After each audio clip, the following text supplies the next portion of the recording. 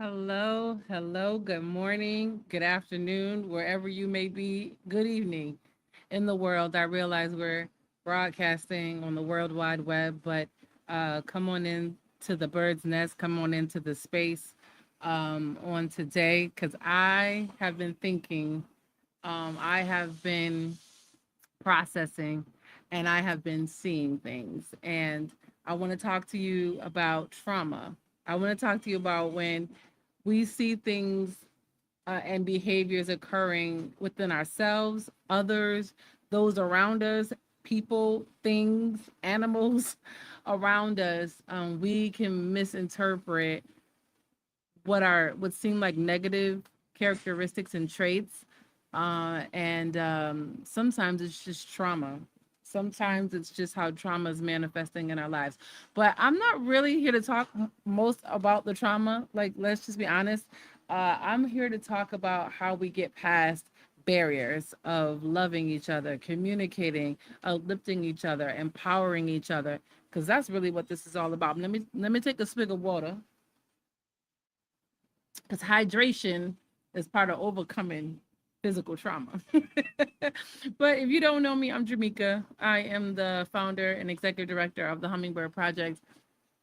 And I'm coming to you on our platforms, but also on my page. But if you want to connect and learn more about what we do, about empowerment, about overcoming trauma such as sexual violence, sexual trauma, sex trafficking, please contact us at hellohummingbirds.org, and we will connect further from there. But today's conversation, as you saw in the description, it says trauma doesn't always cry out. Sometimes it just survives. So let me know also if you're with me. Comments, please feel free to comment. This is a conversation. I know we're used to the virtual world at this point where we're conversing with each other via technology, right? Via chats, messaging, all types of things. I remember when email first came out. Am I dating myself when email first came out? Or not even email, when the World Wide Web first came out? That was a thing, right? You had that loud bang, your whole family knew y'all was on the internet. That's how you got caught when you was up at night. But anyway, I'm on here talking about trauma and talking about what it looks like sometimes, or when someone actually is functioning in fear and it's coming up in a negative way. It's coming up in a way that you don't really want to be bothered with them. Like it's coming up in a way where you start creating boundaries. Um, guys, and you start creating distance, guys, and boundaries. Honestly, because you just don't want to deal with certain folk. You don't want to deal with certain behaviors and certain things that come up. This could be people in your circle. This could be your kids. This could be family members. This could be those you called to serve. You'd be like, I rather the ones that's a little bit more refined in nature that I want to work with. Not the ones who, that you don't want to deal with. Not the one who come in the place screaming and hollering. You know what I mean? That's what I want to talk about on today. So, where are we going with this? I wanted to share a story with you. So yesterday, my husband and I went to the beach, right? We went to the beach and we had a great time. It was amazing. We actually went to a beach in here in Panama. And if you didn't know, I'm currently in Panama. And the beach was amazing. It was just a day for us to get out, a day for he and I to spend time together, to, enjoy being with each other. We actually were celebrating our anniversary, our 8-year anniversary. Wait, 9 years, 8 years. Help me, because I'm horrible with the numbers. But we were celebrating our anniversary, our wedding anniversary, together, going to the beach, and it was great. The water was beautiful. It was almost like turquoise blue water. It was beautiful. The beach was white sand. It was quiet because it wasn't a lot of people at the beach because a lot of people were at work at that time. But either way, it was a journey, right? So we're enjoying the journey of getting there. We're enjoying the journey of, looking at the mountains and going in these different places and spaces to get to the beach. That was something in itself that I was one of my takeaways. Sometimes you're on a journey, and sometimes we can miss the actual process of getting to a place, right? We can miss the actual process of enjoying the drive, enjoying the process of going a place, enjoying even the process of healing, because we're so fixated on getting to the place, right? We're so fixated on the finale. And it's like, but you can miss so much on the journey. And so we are taking this ride, we're going to the beach, and it took some time.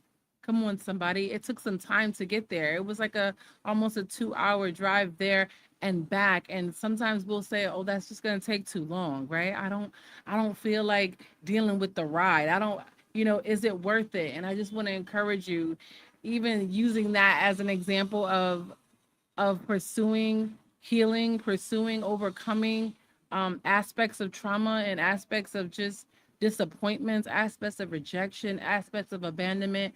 I'm here to tell you it is worth it.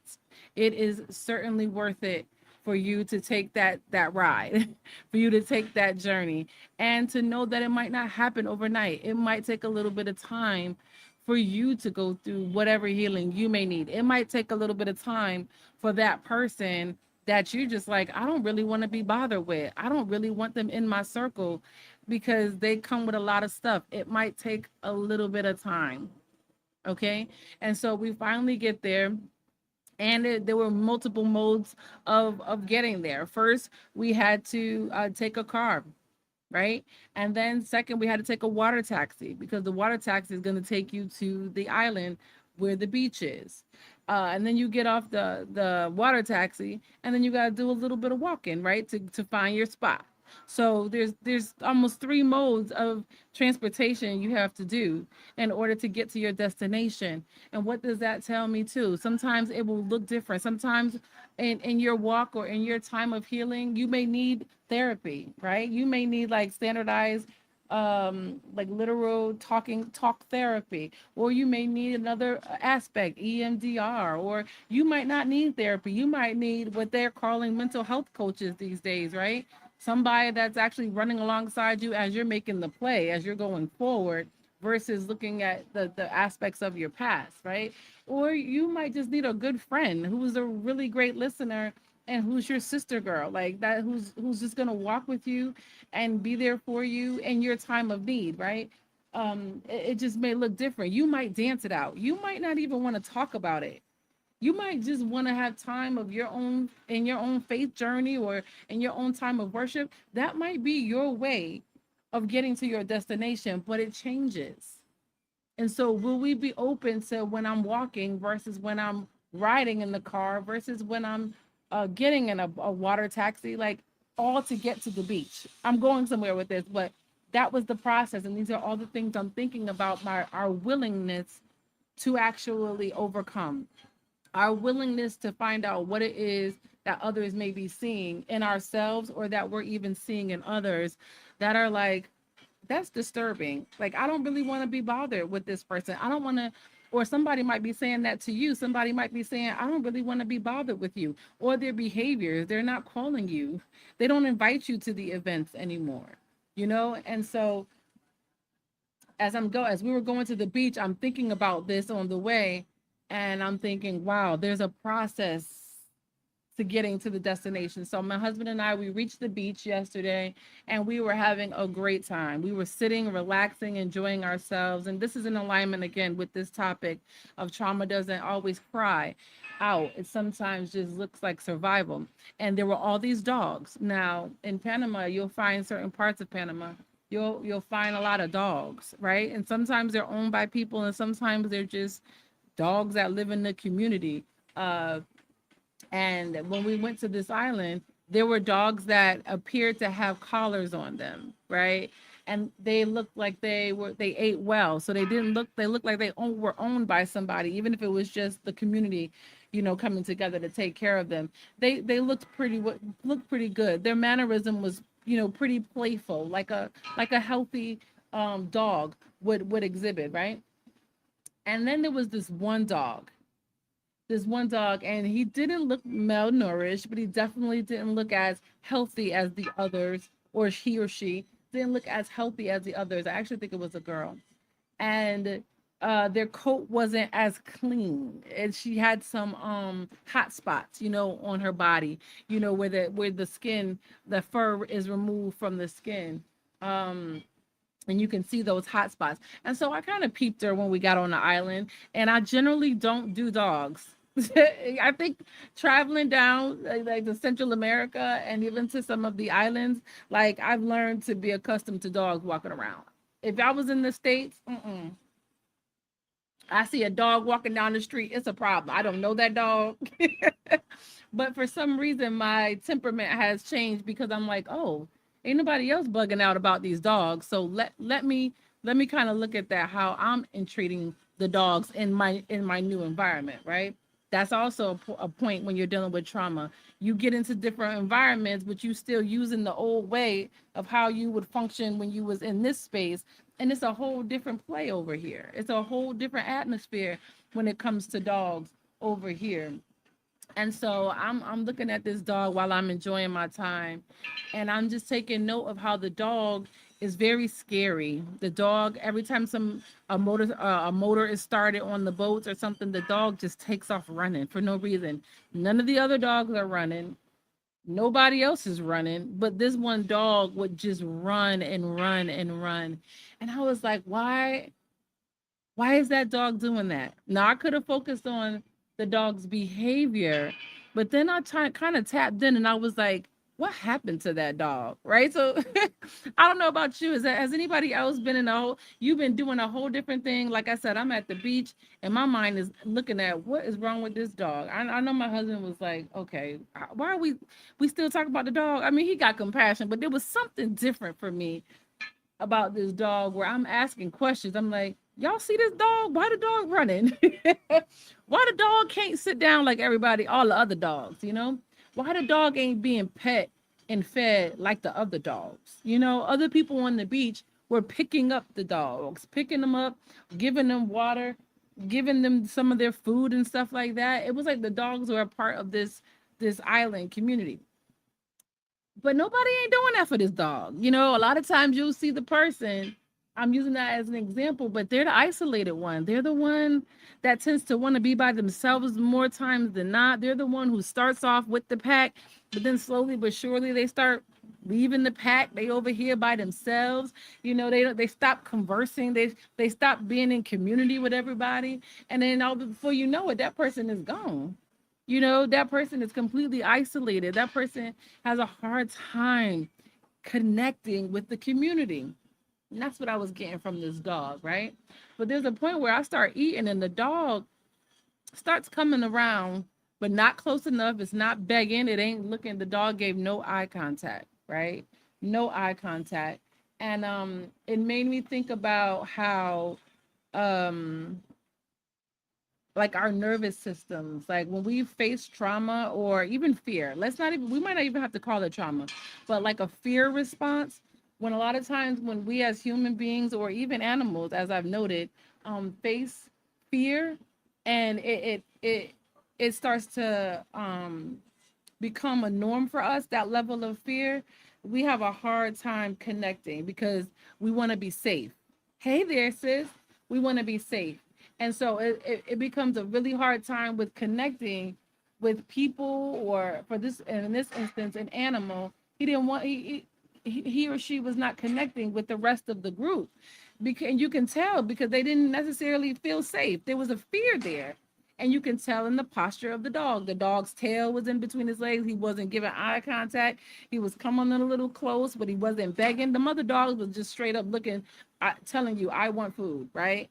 Give me food. But this other dog was very timid in nature, right? So a lot of times you'll see that come up in somebody's nervous system when they are in survival mode versus literally living, right? When they're not crying out for help. The dog was not saying I'm hungry. It wasn't even showing signs of hunger. right? A dog will their tongue will start to hang out. They'll be coming up sniffing, and showing you that they want some food. They want some of what you have. But this dog did not do that. And so I took note of that. And so I said to myself, I said, what has happened to this dog? What has happened in this dog's life that we know nothing about? And we were at the beach for a couple hours, my husband and I. So we're at the beach, and of course, we're drinking the whole time. We're drinking water because you're out there and it's hot. I forget how many degrees from the equator we are, but it is hot. That sun is a whole different level of sun. So we're eating and drinking while we're out there, and hours are passing, and I noticed this dog ain't drunk not one lick of water. I didn't even see a bowl for the dog to drink. You're surrounded by a salt water. He cannot go drink the salt water. So is this dog drinking? So me, being me, I'm like, well, I got a whole water bottle over here. Let me see if the dog is thirsty. So I pour out a little bit of the water bottle and let the dog hear the water start dripping. The dog does not give me any attention, but it comes closer and it's focusing on the water. It's not focusing on me. I can tell she's looking at me a little bit in her peripheral just to see what I'm doing, but she's focused on the water because her body is telling her, I need that water. Like her body starts to tell her, push past your fear of who is that? I ain't never seen her before. Nobody generally has been offering me anything, offering me any water. I don't know her intention. I don't even know her objective, but I'm so thirsty. I'm so thirsty. And the dog comes over and starts to drink the water. The dog pretty much stood there and drank almost half of that water bottle. That tells me that that dog was not only thirsty, but that dog was it was replenishing water that its body needed. It was past just I have a little need for a little water. It was like it's a person who had been walking in the desert and found some water. That's how this dog was drinking. No eye contact, no wagging tail. Her whole body posture was just completely in a place of fear. And so that reminded me, even as human beings, sometimes as women in particular, when we're faced with trauma or we're faced with fear in itself, our body will start to speak before we do, right? And so, and a lot of times we use these thoughts and patterns that are not healthy. We say, well, if they needed help, they would have asked. Or why didn't you say something? Or I didn't even know you were in need because you didn't show any signs. You didn't cry, you didn't call out, I didn't see anything from you that showed me that you needed me. That dog did not show me anything, but I saw it in her body. I saw it in her posture. I witnessed her environment. And that environment told me this dog ain't had nothing to drink all day. When we get to the point where we stop looking for those who are hurting, those who are afraid, those who are in trauma responses, those who are showing us the signs of fear, when we get to the point where we stop waiting for them to get to the point of showing us they need help.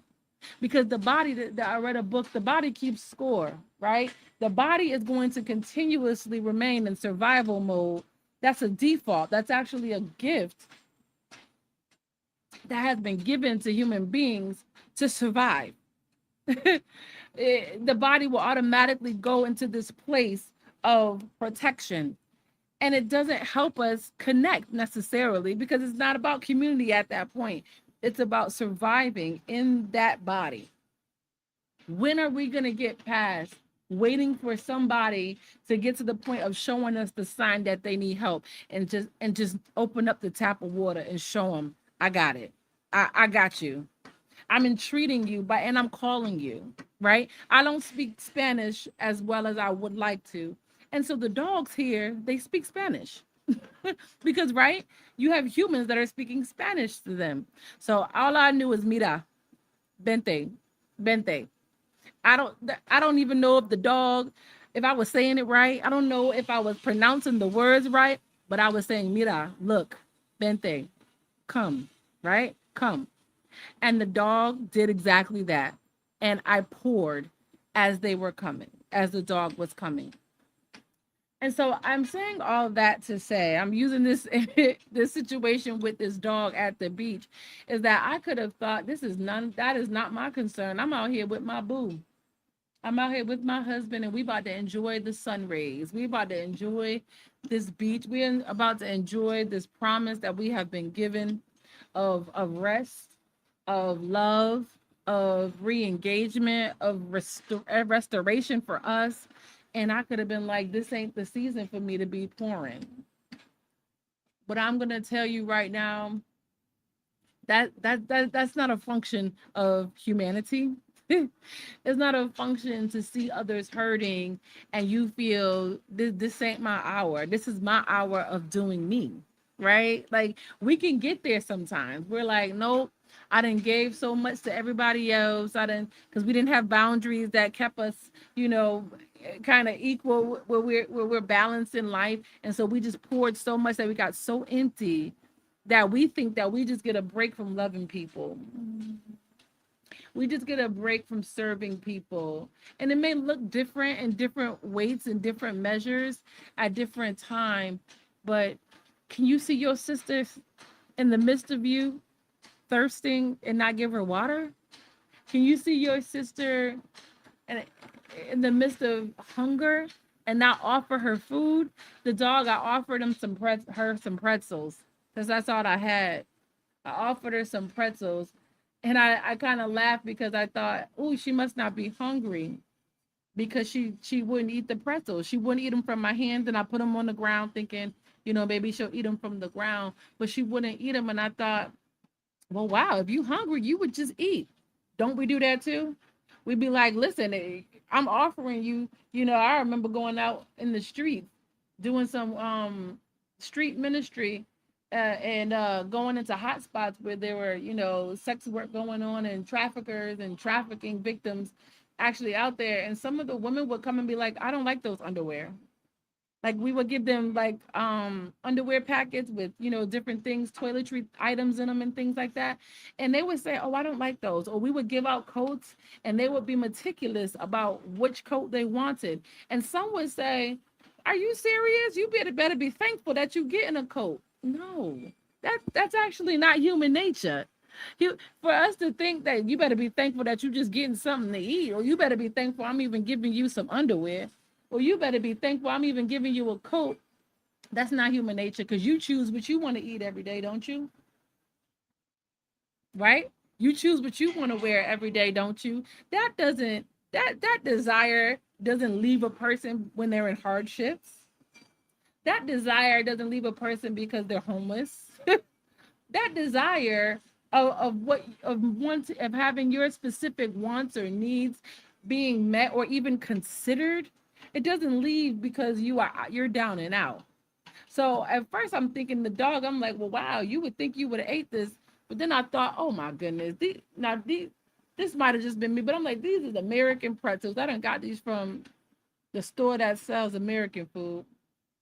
This dog is probably like, I ain't never had a pretzel in my life. Not to say they don't got pretzels in Panama, but I'm just saying, I'm offering him pretzels, which is not a common thing that I have seen in the stores like that, and where I see people eating pretzels. They eating plantains or chips or other snacks, but I ain't seen them like I've seen them in the States where you see people at cookouts and stuff with pretzels.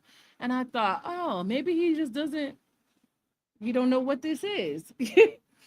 But why did I initially think, oh, she don't want what I got to offer?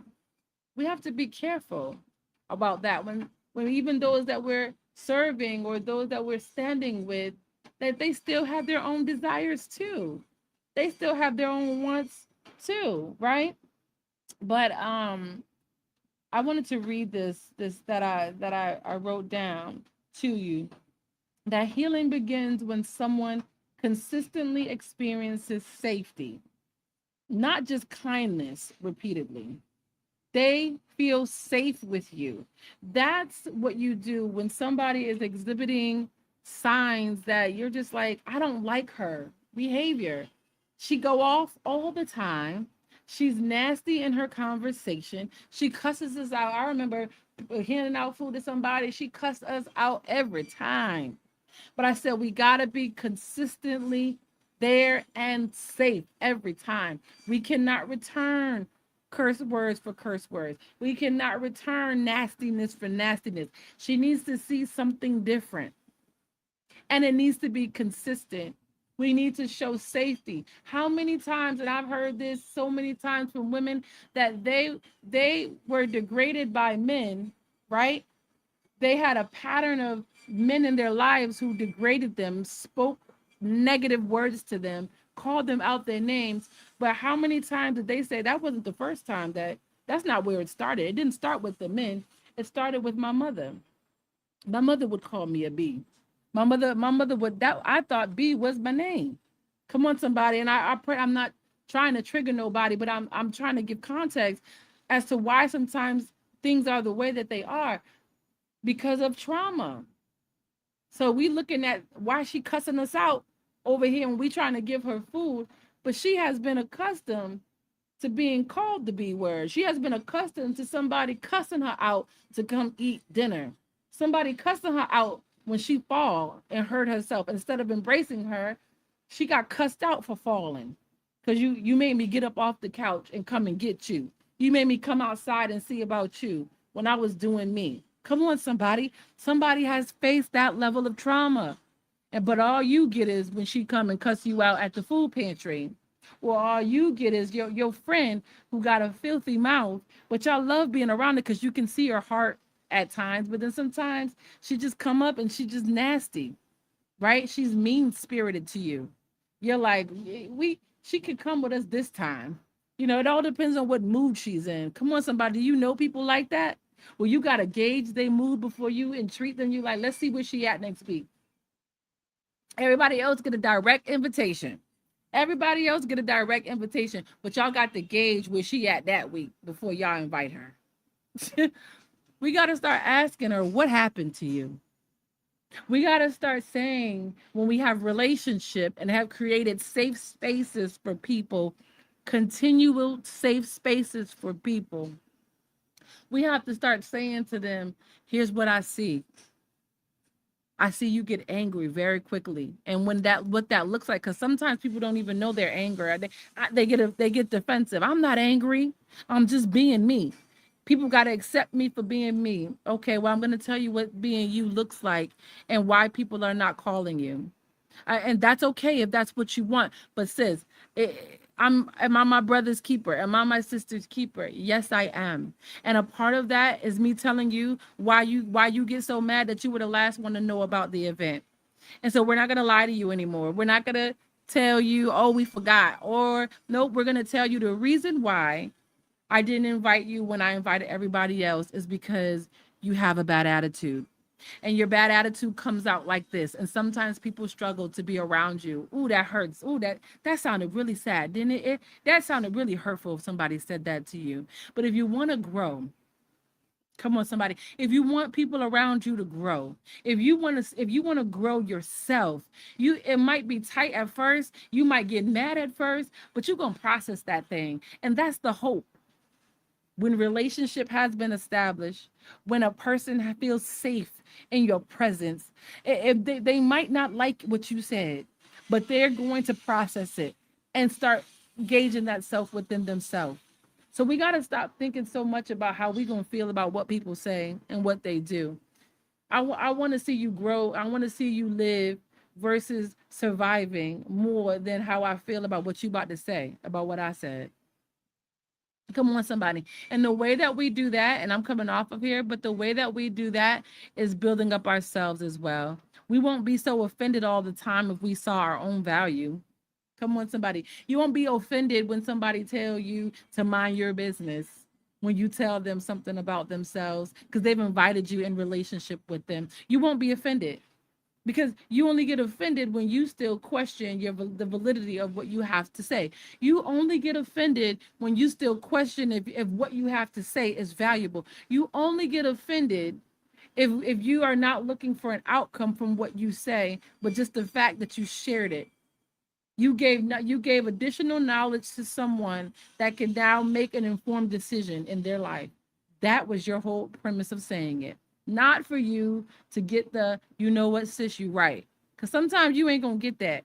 You know what, sis, I heard what you said and you were right. Sometimes it'll be crickets. They'll say nothing. I I have stories for days. Sometimes they'll say nothing. But so sometimes you'll tell a sister, can I get a little bit heavy? Sometimes you'll tell a sister, because I'm my sister's keeper. Listen to me. You don't want me in your inner circle. You don't want me to befriend you if you don't want me to walk with you and in hard times and in good. If you only want me to be in your life when I'm standing with you and praising you. And when I say that, when I'm cheering you on because you got an award, or when I'm in your inner circle when you have good news and we get excited together. If you only want me in your life for that reason and aspect, I am probably not the person for you. And I know I'm talking on behalf of our organization, but I just want you to I want you to know the stock of what stems from what we do. We are probably not the people for you if you only want us to push you when you're doing well or when good things are happening in your life. We're not that for you.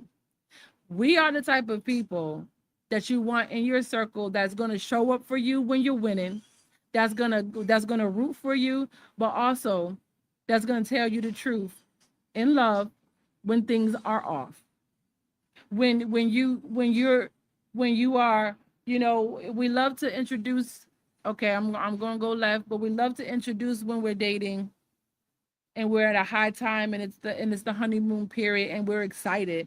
We love to introduce then, but we don't like to introduce when his stuff starts showing up, sisters. And I'm generally talking to my sisters because our organization is culturally specific, that is modeled and designed for women. Okay? That's who we serve, that's what we do, right? Not saying that men don't need help, not because they do. Not saying that men don't need support, but our identity as an organization is to serve culturally specific Black women of the African diaspora. Okay, so you'll hear me refer to that a lot. But we have to know that you need truth on both sides. So not just when you first introduce him and everybody loves him, but when stuff start coming up, when you start getting seeing behaviors and traits, when your sister starts seeing behaviors and traits that this man don't never call you. Am I talking right? How come you always the one that's looking for him? I ain't never seen him text you. I ain't never saw him call you. What's going on with that? How's your communication going? Are y'all communicating back and forth? I always hear you talking about you paying for everything. Come on, I know I'm getting on the street. I always hear you talking about you healing, but is he healing too? That who's his family? Who his folk?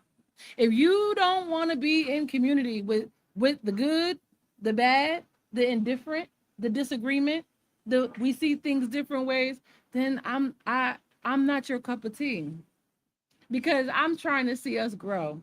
And if I can't be a recipient of that, then that's a problem too. So if I can't always be the teacher, I ought to be the student too, because we're doing life together. That's what we do at the Hummingbird Project. This is not a program. This is not an event. We don't do events and programs, right? I know that's language that you might hear, on the flyers, and we don't do that. We don't do events and programs. We do life with women, right? I invite women to do life with me. I invite women to do life with those who partner with me, and that's what we do. So doing life with people means that you going to inquire like, hey, what y'all think? Y'all met him, because what we do, we go silent, right? when we dealing with survival mode, come on somebody. When we don't want people to see things that can disturb our euphoria, right? I'm happy, I'm excited, I'm in love, right? We don't invite the conversation we did when we were courting with them, when we were dating them. But then when we got married, crickets. Come on, somebody. Those you entreated while you were courting and while you were dating can't be in your inner circle when you married. That's a lie. If you don't have accountability in marriage, it ain't gonna be everybody. Everybody don't get invited to the table. I'm gonna tell you right now, everybody cannot speak into my marriage. Okay, can I take that? Can I make that personal? Everybody does not have access to speak into my marriage. And when I say that, that doesn't mean people don't get to say what they want to say to me, because that's your free will. But how I process it, that's on me. How I process what you're sharing with me, and even my response to what you share, I have boundaries around that.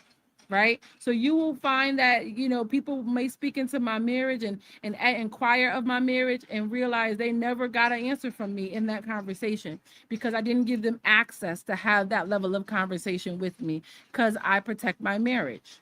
Right. But you better believe there are those who I am completely naked. And I say that figuratively, but I allow them to speak directly into my marriage. I allow them to ask me hard questions that I'm going to respond and be accountable to, that I'm going to talk to my husband about, that we're going to go into conversation with these couples, married couples, couples that have the attributes of the marriages as to which we aspire to be. Not those, I don't, come on, somebody. I don't know why I went left with the marriage thing, but be mindful, but don't be so guarded where you are island of one. That's not wise. That's not wise. Lastly, I'll say, I want to leave you with a couple questions. I want to leave you with a couple questions to ponder as you've listened and I shared this story about this little dog, that kind of reminded me to love people where they are and to meet people where they are and not take people personally.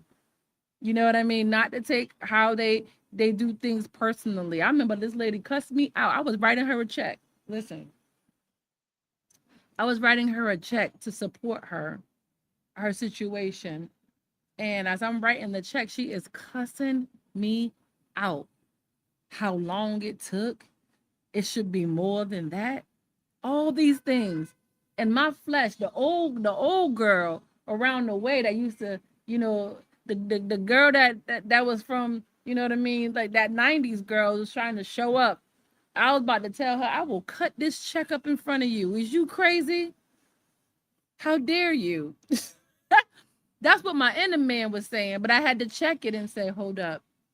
I got to remember who I'm called to serve. I got to remember it's not what you're saying, but who have hurt you? Who have shown you this way of being? Who who who told you that this is how you get what you want, by being disgruntled? Who taught you that behavior? I had to process that in real time before I cut the check up in front of her and say, if you don't get out of here,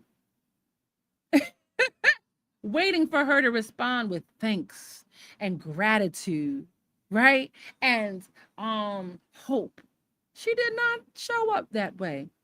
But what I did in the moment was I reminded her where those funds came from. I reminded her of those who did the work to make sure that she could have her need met, right? I reminded her that of the life of others who have given themselves so diligently just to be a sister, right? Who have went and championed to get that money so that those funds could be allocated to her. I reminded her of that. And I reminded her of those that will be served by that money that she was given, her children, herself. And I didn't even address her behavior. No, I didn't. And don't get me wrong, that's not initially what I wanted to do. But I had to check myself because I was, again, reminding myself what has happened to her. Right. And so as I did that, I gave her honey for bitterness. Come on, somebody. And a couple weeks later, she came back to me an entirely different person, and how she spoke. And she was able to even articulate to me how that helped her, how she was a cat in a corner at that time. She was afraid, right? And so when she gets afraid, she pop off. Oh yeah, guns are blazing. She ready. And when the dust settled and her emergency subsided, she came back and was like, "This is what was happening at that time." And she didn't apologize. Nope.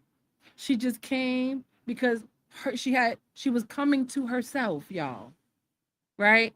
And so I say all that to say, take away these questions so that you can ponder, is this me? Is this my sister? Is this my mother? Is this the people that I'm called to serve? Like who am I gonna have to pause and put that flesh on hold for that makes me want to respond with what they're giving, other than responding with what I should be giving them, which is love, hope. Come on, somebody, another way, a more excellent way of doing things. So, number one, have you ever found yourself pushing away the very thing that you prayed for? Have you ever found yourself pushing away the very thing that you prayed for? You want to ask yourself, are you having a trauma response or are you operating in fear? Number two, are there places in your life that you are surviving but not thriving? Sometimes we'll look at one aspect of our life and say, excuse me, that we're thriving. We'll look at success on the job, promotion on the job, and assume that we're thriving in our lives. That may just be one facet that you're thriving in. How's your marriage doing? How's your mental health doing? How's your health doing? Are you surviving in one area and thriving in another? Number three, and this is the last one I want you to leave with today, it's a ponder. What would it take for you to believe that you are safe enough to receive love and support or healing? What would it take for you to believe you're safe enough to receive love, support, or healing? So many times we will suffer alone because we don't know what it's going to take for us to receive love, support, or healing. Listen, I'm thankful for y'all chiming in with me today. If you're watching the replay, you can comment because I'm going back through the comments. We're going back through the comments, and let us know if there's other conversations that you think will be important for our community. Maybe conversations that you would like to hear. There's some things brewing that I'm really sitting and praying about in regards to this. Hint, hint, the nest. But it has to be authentic for me at this time. It has to be meaningful and it has to be divine. Okay, the things that I do in this season, and I pray that you also operate like that too. It's not just doing what you want to do, but doing the thing that you should be doing. Listen, God bless you. Y'all have a wonderful day. Thank you again for connecting with us at the Hummingbird Project. Visit us, hellohummingbirds.org, and check out all of our events and opportunities and ways to connect. Peace, y'all.